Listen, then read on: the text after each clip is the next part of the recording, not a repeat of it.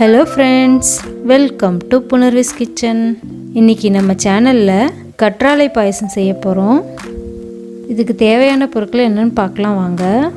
கற்றாழை, பால் 1/4 லிட்டர், வெல்லம் 200 கிராம், பாசிப்பருப்பு 200 கிராம், முந்திரி சிறிதளவு, பொடியா நறுக்கிய பாதாம் சிறிதளவு, பாலில் ஊற வச்ச குங்குமப்பூ, திராட்சை சிறிதளவு, நெய் 3 ஸ்பூன்,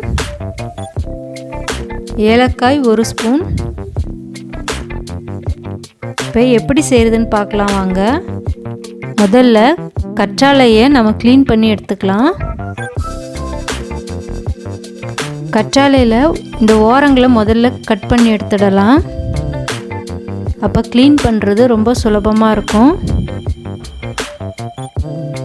இப்போ மேல் தோலை கட் பண்ணிக்கலாம்.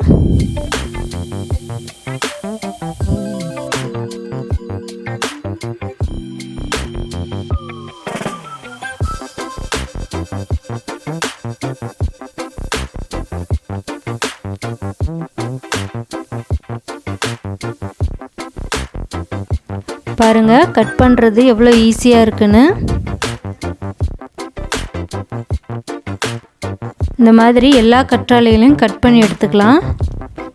கட் பண்ணி வச்சுருக்க கற்றாழைகளை 7 முறை நல்லா சுத்தமாக கழுவி எடுத்துக்கணும். இப்படி 7 முறை கழுவினா தான் கற்றாழையில் உள்ள கசப்புத்தன்மையெல்லாம் போகும்.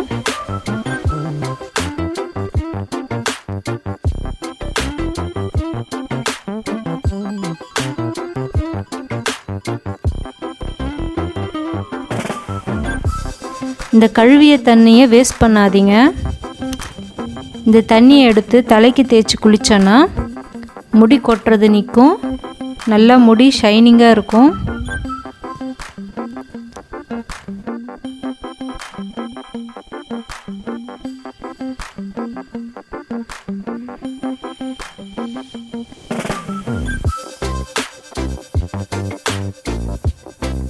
இப்போ கற்றாழை 7 முறை கழுவி எடுத்தாச்சு.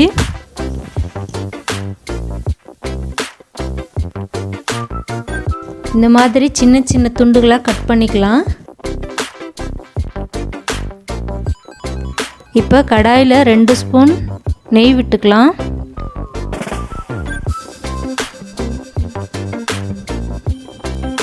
இப்போ முந்திரி திராட்சையை வறுத்து எடுத்துக்கலாம்.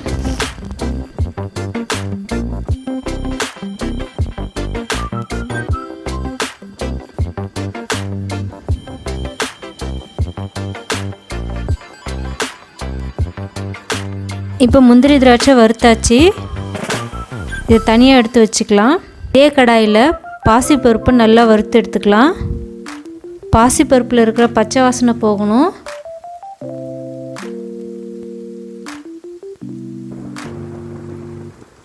இப்போ பாசிப்பருப்பு நல்லா பச்சை வாசனைலாம் போயிடுச்சு. வறுத்த பாசிப்பருப்பை குக்கரில் போட்டு 1 கிளாஸ் தண்ணியை ஊற்றி வேக வச்சுக்கலாம்.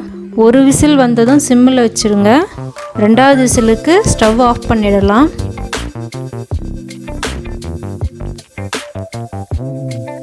ஒரு பாத்திரத்தில் பாலை ஊற்றி பாலை காய வச்சு எடுத்துக்கலாம்.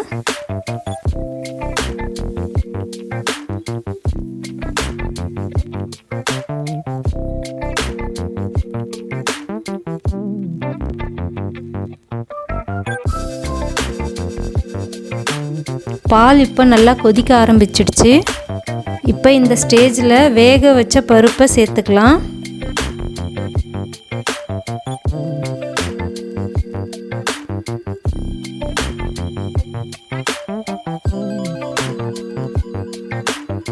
இப்போ கட் பண்ணி எடுத்து வச்சிருக்கிற கற்றாழைகளை சேர்த்துக்கலாம்.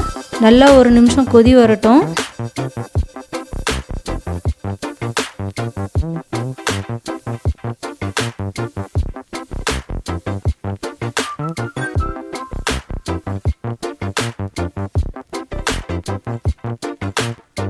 இப்போ கொதிக்க ஆரம்பிச்சிடுச்சு.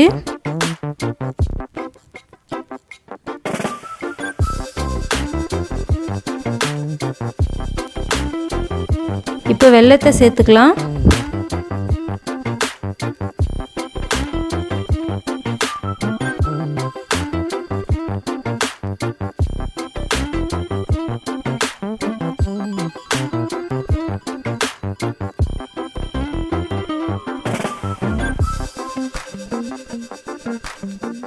அடியை கலந்து விட்டுக்கோங்க.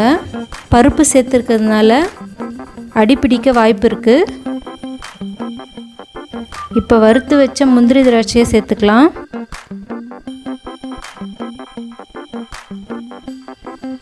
ஒரு ஸ்பூன் ஏலக்காய் பொடியை சேர்த்துக்கலாம்.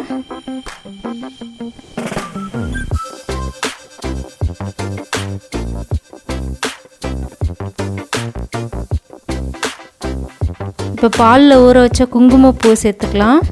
இந்த கற்றாழையை அடிக்கடி நம்ம உணவு முறையில் சேர்த்துக்கணும். கற்றாழையில் அதிகமான மருத்துவ பயன் இருக்குது.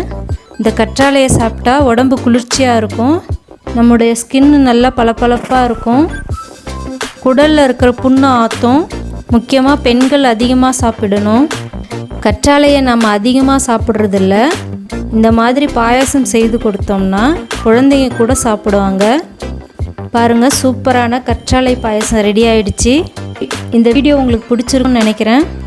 உங்களுக்கு பிடிச்சிருந்தா சப்ஸ்கிரைப் பண்ணுங்கள், பெல் ஐக்கானை கிளிக் பண்ணுங்கள், கமெண்ட் பண்ணுங்கள், ஷேர் பண்ணுங்கள், லைக் பண்ணுங்கள். நன்றி. பசித்து ருசித்து சாப்பிடுங்க.